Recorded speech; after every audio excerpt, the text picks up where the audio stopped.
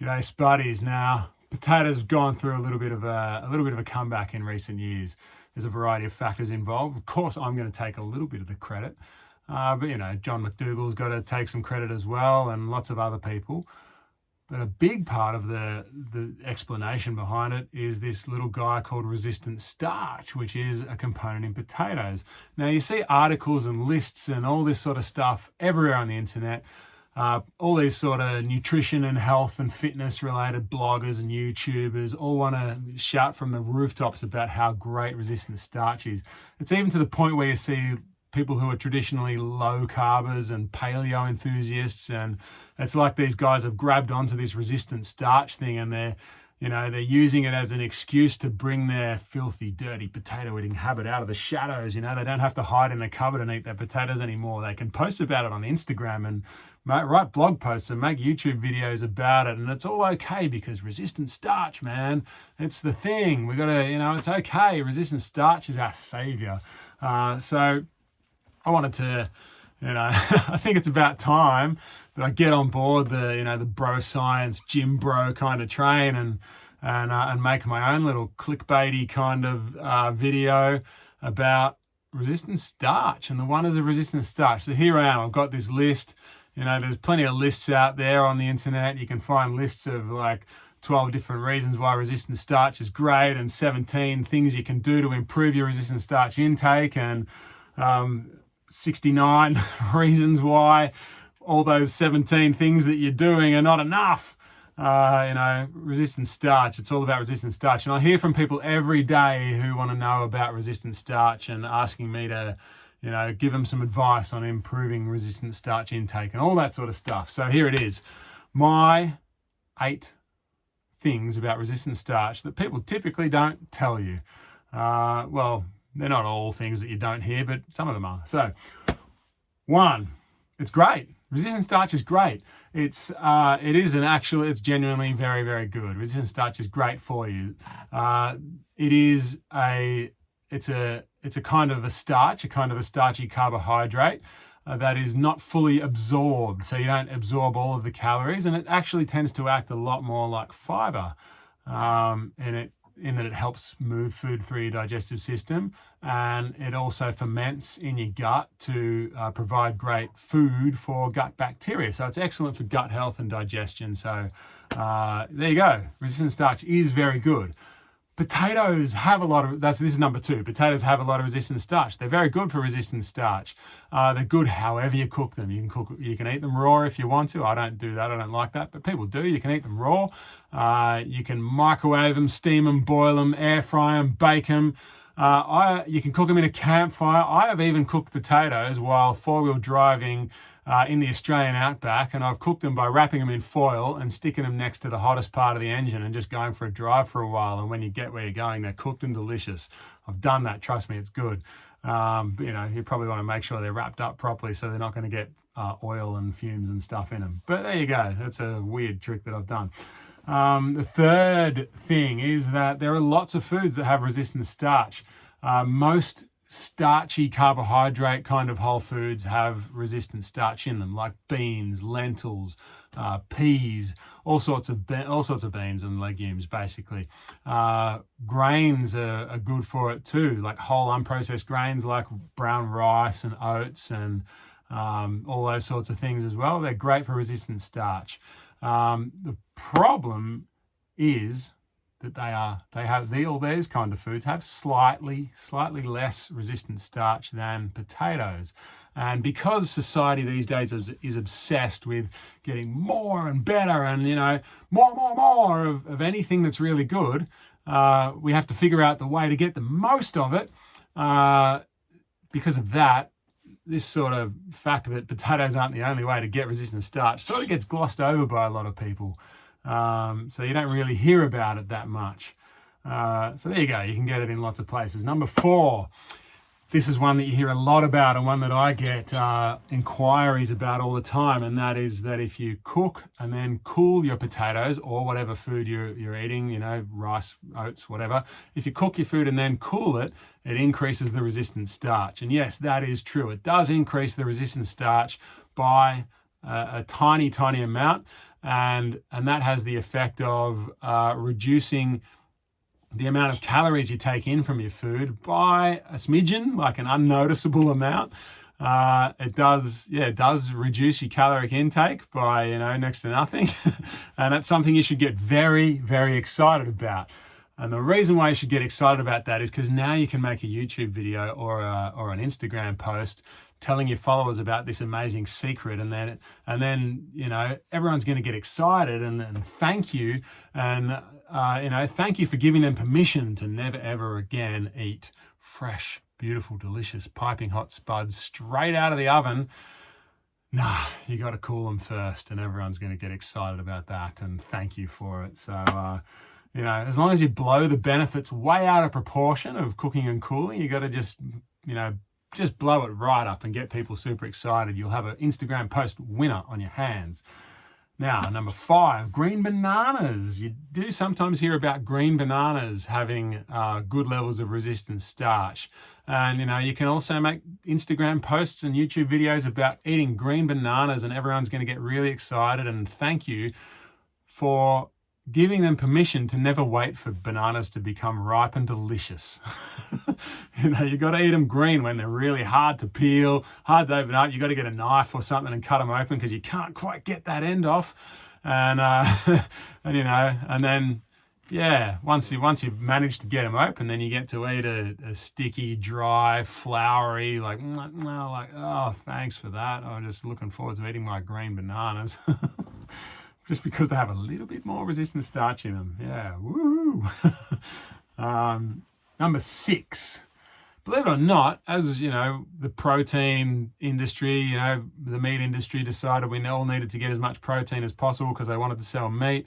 And then that spawned the protein supplement industry. The same thing's happening with resistant starch on a smaller scale, but you can now buy isolated resistant starch powders in health food shops. You can go down to, Barry's barn of biceps and barbells, and you can get your resistant starch. So, help you get shredded for that summer beach body and get your abs showing and all of that. And, it's probably, it's actually a really good idea because now you don't have to worry about, getting your resistant starch alongside all these annoying like vitamins, minerals, antioxidants, macronutrients, all this fiber. You don't have to worry about getting all that stuff along with your resistant starch by just eating a potato. You can just, instead of that, you can just mix some resistant starch powder in with some water and have a drink, and then there you go. You don't have to worry about eating any actual food. And now I think about it, this resistant starch probably, mix really well with your Kool-Aid, I reckon. Just mix it up with your Kool-Aid, have a drink, and, welcome to the cult, the superfood cult. All right, number 7. The 7th thing that these, influencers won't tell you is that resistant starch does absolutely nothing, zilch, zero, nada, to cancel out that box of cookies that you snuck in on the way home from the supermarket and then hid the wrapper in the rubbish so that your partner wouldn't know that you did it, destroying the evidence of all that crap that you ate. And, once you're done, I've done that, by the way. That's what I'm talking about. I've done that many times. Get a box of cookies and eat it on the way home from the supermarket and then chuck it in the bin, and my wife will never know. It didn't show up on me at all. Resistant starch won't help you with that. The box of cookies will stay eaten no matter how much resistant starch you get. And the last thing that nobody tells you about resistant starch is what actually happens when you eat a lot of resistant starch is that you develop this amazing ability to deliver educational videos with sarcasm and dangerous levels of wit that entertain and make people laugh and get a point across at the same time about how resistant starch maybe it isn't all it's cracked up to be. Potatoes are not great because of resistant starch. Potatoes are greater than the sum of their parts. Potatoes are and all these other foods that I mentioned earlier, they're great. These are great foods, and resistant starch isn't what makes them great.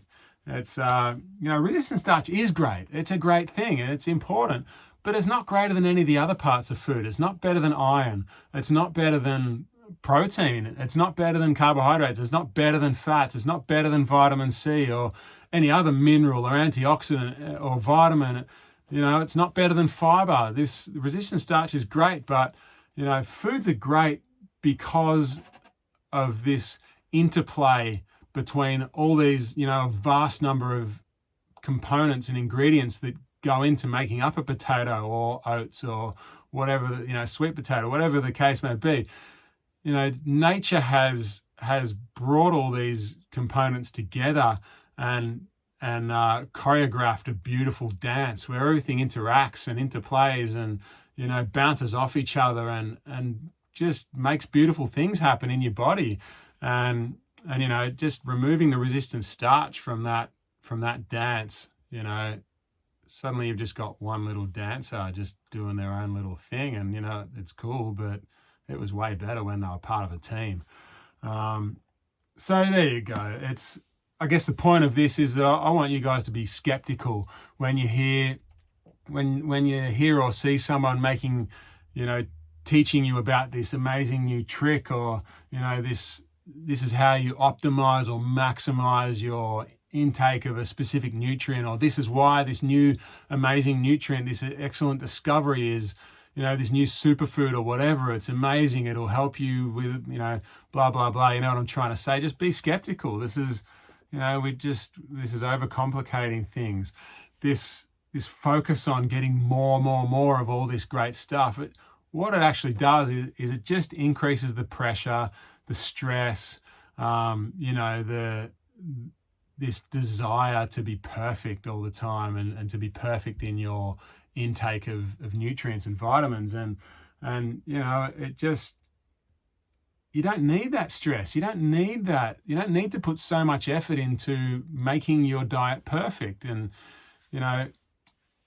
what we need to do, or what we need to understand, is that all these superfoods and resistant starch and, what it really does is it distracts us from the real issue. You're trying to maximize and optimize and betterize what you're doing, and it just distracts from the real issue. And the real issue is a relationship with food.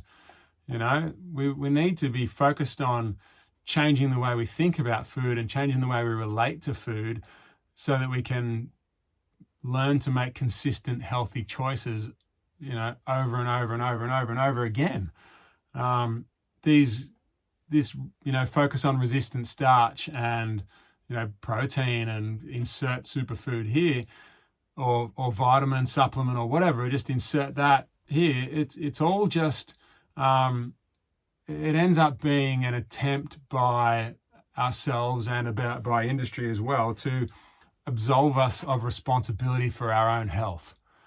Really, that's what it boils down to. It's just like, here, take this pill, take this drug, and that'll fix all your problems and make it go away. And, take this resistant starch, or learn this new technique for increasing the resistant starch in a perfect food. And, it's all just, it's a way of, of just sort of passing the buck, I guess. You're passing the buck and trying to just do things that don't make that much difference, when the biggest difference really just comes from you and the way you see the world and the way you see food and its place in your life. So, I guess I'll leave you with this idea that don't major in the minors. Resistant starch is a minor detail. It's a good detail. It's very good, but it's so minor. Don't major in the minors. There are bigger things to worry about. Just eat food, live your life, and forget about these minor details. Just eat whole, unprocessed plant foods. Potatoes are great. These other things are great too. Just relax, live your life.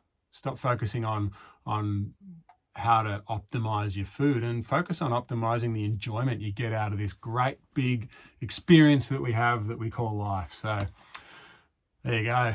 There's my little clickbait listicle of optimizing your resistant starch knowledge. I hope that's helpful. Check out our new website. Go and have a look at it. It's cool. We've just launched it. I want you to go and have a look around and let me know what you think. I hope you like it. We think it's it's communicating our message a lot more clearly than we have in the past.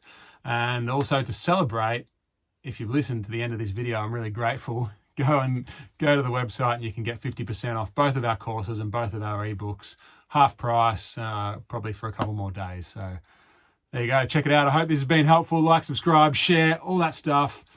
Spud up and don't sweat the small stuff. Don't major in the minors. Spud up.